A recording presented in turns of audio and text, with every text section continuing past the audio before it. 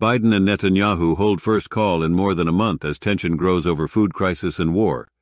President Joe Biden and Israeli Prime Minister Benjamin Netanyahu spoke on Monday, their first interaction in more than a month, as the divide has grown between allies over the food crisis in Gaza and conduct of the war, according to the White House.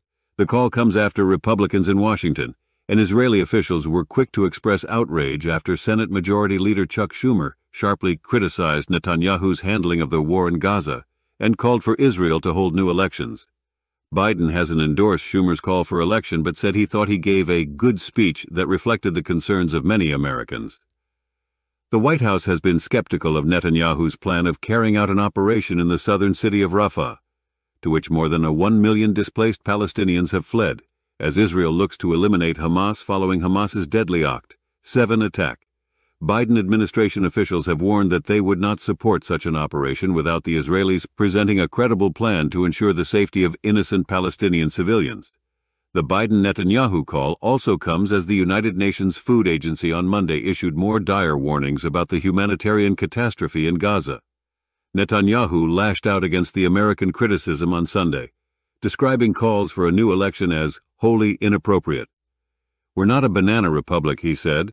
"The people of Israel will choose when they will have elections and who they'll elect, and it's not something that will be foisted on us." Biden, after his State of the Union address earlier this month, was caught on a hot mic, telling a Democratic ally that he has told Netanyahu they would have a come-to-Jesus meeting over the growing humanitarian crisis in Gaza.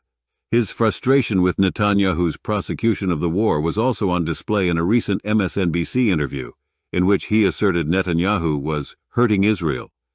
"He has a right to defend Israel, a right to continue to pursue Hamas," Biden said of Netanyahu in the MSNBC interview. "But he must pay more attention to the innocent lives being lost as a consequence of the actions taken. In my view, he's hurting Israel more than helping Israel."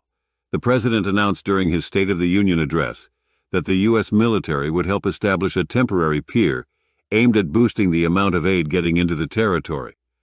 The U.S. military has also been airdropping aid into Gaza.